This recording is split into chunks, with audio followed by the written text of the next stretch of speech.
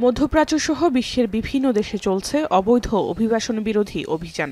এতে প্রতিদিনই গ্রেফতার হচ্ছেন শত শত অবৈধ অভিবাসী।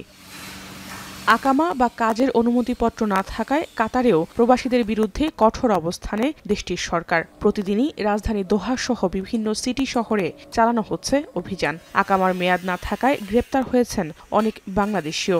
এমন পরিস্থিতিতে গভীর উদ্বেগ জানিয়ে জরুরি বিজ্ঞপ্তি প্রকাশ করেছে কাতারের বাংলাদেশ দূতাবাস, যেখানে বলা হয় বাংলাদেশি কমিউনিটির কতিপয় অভিবাসীর কাছে কাতারে অবস্থানের বৈধ কাগজপত্র না থাকায় স্থানীয় নিরাপত্তা বাহিনী তাদের আটক করে বাংলাদেশে পাঠিয়ে দিচ্ছে। এমন অবস্থায় কাতার প্রবাসী বাংলাদেশিদের বৈধ কাগজপত্র অর্থাৎ কাতার আইডি, কাজের প্রমাণপত্র, কোম্পানির হালনাগাদ তথ্য সংরক্ষণ করে সবসময় সঙ্গে রাখার অনুরোধ জানানো হয় বাংলাদেশ দূতাবাসের পক্ষ থেকে। বৈধ কাগজপত্র রাখার পাশাপাশি বাংলাদেশিদের কাতারের আইন কানুন মেনে নিরাপদে চলাচলের আহ্বান প্রবাসীদের। কাতার প্রবাসী ভাইদের জন্য অনুরোধ করা যাচ্ছে যে বাইরে যাওয়ার সময় অবশ্যই কাতার আইডি নিয়ে যাবেন এবং কাতারের আইন কানুনকে শ্রদ্ধা করবেন।